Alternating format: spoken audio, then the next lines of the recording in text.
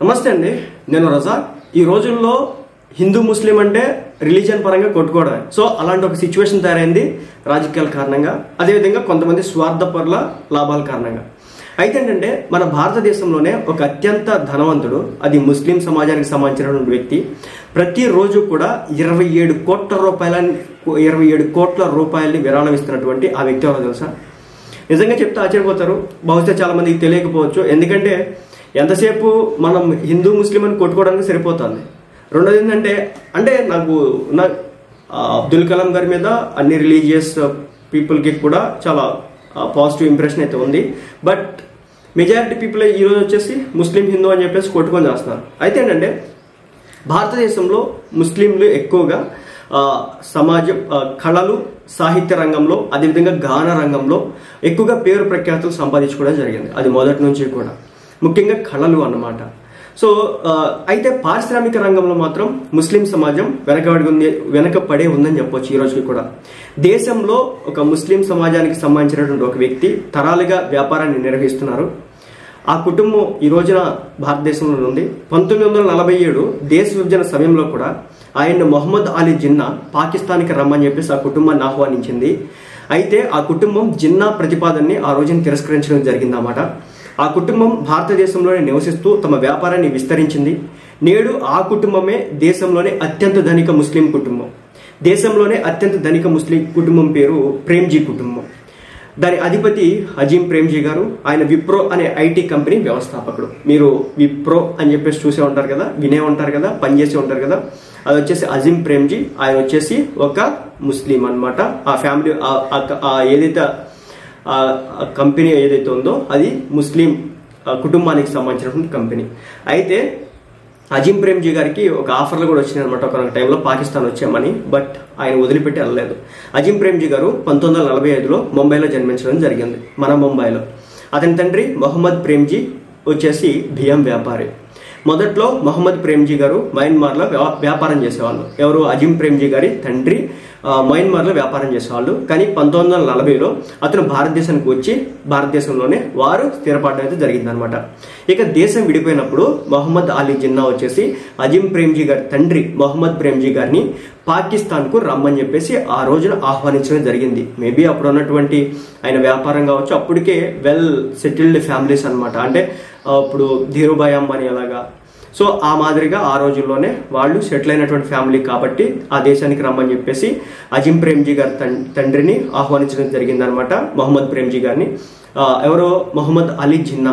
అయితే ఏంటంటే ఆయనకు ఆర్థిక మంత్రిని కూడా చేస్తామని చెప్పేసి ఆ రోజున మొహమ్మద్ అలీ జిన్నా అయితే ప్రకటించడం జరిగింది. మొహమ్మద్ అలీ జిన్నా ఎవరంటే పాకిస్తాన్, ఇండియా విడిపోవడానికి ముఖ్య కారకుల్లో ఒకడని చెప్పొచ్చు, మెయిన్ కారకుడని చెప్పాల్సిందే.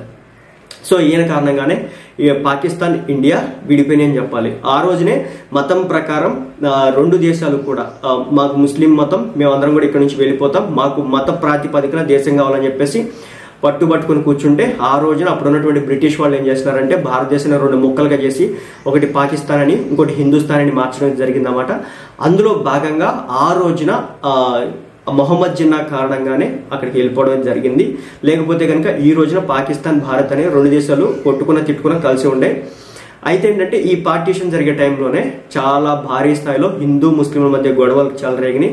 సౌత్ ఇండియాలో అంత పెద్ద ప్రభావం లేకపోయినప్పటికీ కూడా నార్త్ ఇండియాలో అయితే పాకిస్తాన్ నుంచి వచ్చేటటువంటి ట్రైన్స్ లో హిందువులకి సంబంధించినటువంటి మృతదేహాలు అత్యంత దారుణంగా, పాశవికంగా, అదేవిధంగా పాకిస్తాన్ వెళ్ళేటటువంటి ట్రైన్స్ లో ముస్లింల యొక్క మృతదేహాలు అత్యంత పాశవికంగా వెళ్ళినాయి. మరి దీన్ని ఎవరు చంపుకున్నాడు, ఎందుకు చంపుకున్నారో తెలియదు కానీ బట్ ఆ రోజు నుంచి ఈ రోజు వరకు హిందుస్థాన్, పాకిస్తాన్, భారతదేశం, పాకిస్తాన్ మధ్య ఆ దాయాదిపూర్ అనేది, ఆ కొట్లాట్లు అనేది ఈ రోజుకి కూడా అదే విధంగా ఉన్నటువంటి పరిస్థితి. అంటే మరీ అంత రక్తాలు చించుకుంది, అంత కొట్టుకోకపోయినప్పటికీ కూడా పాకిస్తాన్ భారతదేశ నాశనాన్ని ప్రతి క్షణం కూడా కోరుకుంటూనే ఉంది. సరే, సబ్జెక్ట్ డివేట్ అవుతుంది.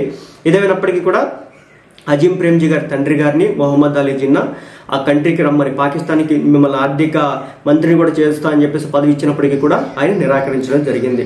ఇక అజీం ప్రేమ్జీ గారి విషయానికి వస్తే కనుక అజీం ప్రేమ్జీ గారు భారతదేశంలో చదువుకున్నారు. సో విప్రో అయిందే కదా, ఆయన ఇక్కడే చదువుకున్నారు. ఉన్నత చదువుల కోసం అక్కడ అమెరికా కూడా ఆయన వెళ్ళడం జరిగింది. అజీం ప్రేమ్జీ గారి అన్నయ్య వచ్చేసి ఫరూక్ ప్రేమ్జీ గారు తన తండ్రి లాగానే వ్యాపారంలో, తన తండ్రికి పూర్తి స్థాయిలో వ్యాపారానికి సహాయం చేయడంలోనే ఆయన కాలం గడపడం జరిగిందన్నమాట. ఇక 1965లో వివాహం తర్వాత ఫరూక్ ప్రేమ్జీ తన కుటుంబాన్ని విడిచిపెట్టి ఆయన పాకిస్తాన్ వెళ్ళిపోయాడు అనమాట. సో గుర్తుపెట్టుకోండి, అజిమ్ ప్రేమ్జీ గారు ఇక్కడే ఉన్నారు. అజిమ్ ప్రేమ్జీ గారి అన్నగారైనటువంటి ఫరూక్ ప్రేమ్జీ వచ్చేసి తన కుటుంబాన్ని విడిచిపెట్టి ఆయన పాకిస్తాన్ వెళ్ళిపోయాడు. 1 సంవత్సరం తర్వాత మొహమ్మద్ ప్రేమ్జీ గారు మరణించారు. అంటే అజిమ్ ప్రేమ్జీ గారి తండ్రి మరణించారు. అజిమ్ ప్రేమ్జీ గారు అమెరికాలో తన చదువును వదిలి వాళ్ళ తండ్రి మరణించడం కారణంగా ఆయన భారతదేశానికి రావాల్సి వచ్చింది. సో అజిమ్ ప్రేమ్జీ గారి తండ్రి చమురు వ్యాపారాన్ని అజిమ్ ప్రేమ్జీ గారికి ఇవ్వడం అయితే జరిగిందనమాట. సో ఆయన ఎప్పుడైతే అమెరికాలో ఉన్నాడో, ఆయన తండ్రి చనిపోయినారో, ఆయన ఇక్కడికి వచ్చిన తర్వాత అజిమ్ ప్రేమ్జీ గారు తన తండ్రి చమురు వ్యాపారం ఏదైతే ఉందో దాన్ని టేక్ ఓవర్ చేయడం జరిగిందనమాట. ఆ సమయంలోనే ఆ కంపెనీకి ఏదైతుందో ఆ కంపెనీకి చాలా పెద్ద ఎత్తున అప్పులు అయితే ఉన్నాయి. కానీ అజిమ్ ప్రేమ్జీ గారు ఆ కంపెనీని పన్ను రహితంగా చేసి దాన్ని విస్తరించుకున్నారు. దీని తర్వాత అతను ఇంజనీరింగ్, బాడీ కేర్ రంగాల్లో అనేక ఉత్పత్తుల్ని స్టార్ట్ చేశారు. సోప్స్ కూడా ఉన్నాయని చాలా మందికి తెలియదు. విప్రో కూడా ఒకప్పుడు సోప్స్ తయారు చేస్తుంది, నాకు తెలిసి ఇప్పుడు కూడా మార్కెట్లో ఉన్నాయి. బట్ దాని పేరు అనేది ప్రపంచానికి పెద్ద ఐడియా అయితే లేదనమాట. అంటే సంతు, డేటాల్ ఇలాంటి సోప్స్ ఉంటాయి కదా, సో వీ మాదిరి, మైసూర్ శాండిల్ మాదిరి అంత ఫేమ్ అయితే రాలేదనమాట. సో ప్రేమ్జీ గారు 1977లోనే ఐటీ రంగంలో అడుగుపెట్టారు. 1977లో ఫస్ట్ వచ్చేసి బియ్యం వ్యాపారం చేసేవాళ్ళు, ఆ తర్వాత ఆయిల్ అండ్ బాడీ కేర్, ఆ తర్వాత ఇంజనీరింగ్ లోకి ఎంట్రీ ఇచ్చారు. ఆ తర్వాత 1977లో ఐటీ రంగంలోకి ఎంట్రీ అవ్వడం జరిగింది అజిమ్ ప్రేమ్జీ గారు. సో అజిమ్ ప్రేమ్జీ గారు ఆ కంపెనీకే విప్రో అని పేరు పెట్టారు. ఈ రోజున ఇండియాలో చాలా మంది, ఇండియానే కాదు ప్రపంచ దేశాల్లో కూడా విప్రోకి సంబంధించి సేవలు అందించడం జరుగుతుంది అన్నమాట. ఒక ఇన్ఫోసిస్, ఒక టాటా కన్సల్టెన్సీ సర్వీసెస్, ఒక విప్రో, సో ఆ స్థాయికి అయితే దాన్ని తీసుకెళ్లారు. సో ఆ విధంగా విప్రో అని పేరు పెట్టారు. అతను విప్రోను కంప్యూటర్ హార్డ్వేర్ వైపు, తర్వాత సాఫ్ట్వేర్ వైపు మళ్ళించడం జరిగింది. సో మొట్టమొదట్లో దీన్ని హార్డ్వేర్ తయారీ కోసం ఉపయోగించేవాళ్ళు.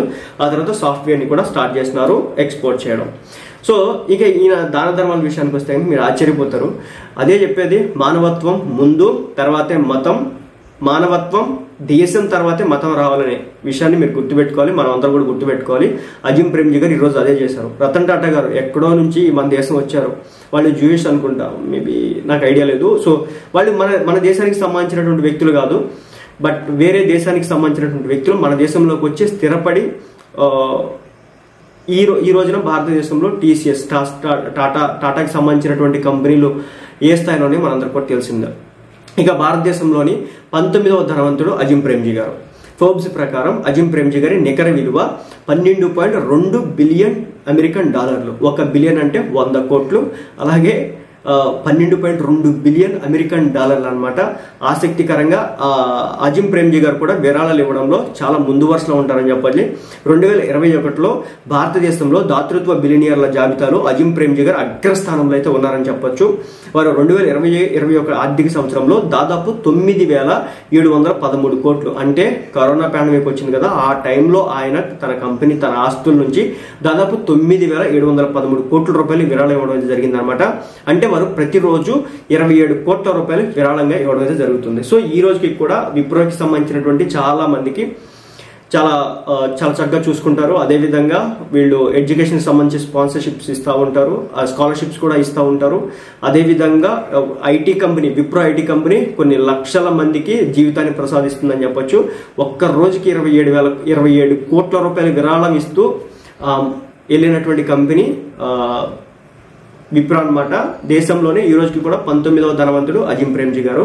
సో ఇలాంటి గొప్ప వ్యక్తులు ఏ కులంలో పుట్టినా, ఏ మతంలో పుట్టినా తప్పనిసరిగా వాళ్ళ గురించి మనం మాట్లాడుకోవాలి. ఈ రోజున సరే కొంతమంది 9 గంటలు పనిచేయాలి, 10 గంటలు పనిచేయాలని చెప్పేసి మాట్లాడుతూ ఉన్నప్పటికీ కూడా వాళ్ళు కూడా దేశానికి అభివృద్ధిలో కీ రోల్ ప్లే చేస్తున్నారు. ఇప్పుడు సుధామూర్తి గారు కావచ్చు, ఇన్ఫోసిస్ నారాయణమూర్తి గారు కావచ్చు, వాళ్ళు వాళ్ళ కంపెనీ ఎదుగుదల కోసం ఏం మాట్లాడినప్పటికీ కూడా వాళ్ళు మన దేశ ఎదుగుదల కాంట్రిబ్యూషన్ చేయడంలో కీలక రోల్ ప్లే చేస్తున్నారు. ముఖేష్ అంబానీ గారు కావచ్చు, అదానీ గారు కావచ్చు, ఆ తర్వాత మన అజిమ్ ప్రేమ్జీ గారు కావచ్చు, వీళ్ళలో ఎంతమంది దాన ధర్మాలు చేసినా అట్లీస్ట్ మన దేశాన్ని ముందుకు తీసుకెళ్ళడంలో ఒక కీ రోల్ ప్లే చేస్తున్నటువంటి వ్యక్తులు. ఇక టాటా గారు వీళ్ళందరిలో కల్లా నెంబర్ 1 పొజిషన్లో ఉంటారు. రతన్ టాటా గారు, ఆయన గురించి ఎంత చెప్పినా తక్కువే అవుతుంది. సో అంత గొప్ప మనిషి అనమాట. దేశానికి ఏదైనా ఆపద వస్తే తన ఎంటైర్ ఆస్తి మొత్తాన్ని కూడా నేను దేశానికి ఇవ్వడానికి ముందుకు వస్తాను, ఇస్తాను, తీసేసుకోవడమే అనే స్థాయిలో మాట్లాడేటటువంటి వ్యక్తి. సో కరోనా పాండమిక్ టైంలో చాలా మందిని ఆదుకున్నారనమాట. ఇక అజిమ్ ప్రేమ్జీ గారి గురించి మొత్తం చెప్పినా కదా, ఈయన తండ్రి గారి గురించి, ఈయన బ్రదర్ గురించి. సో మొత్తానికైతే ఈ రోజున భారతదేశంలో one of the business tycoon top 20లో ఒక పర్సన్ అనమాట. సో ఇది చాలా గొప్ప విషయం.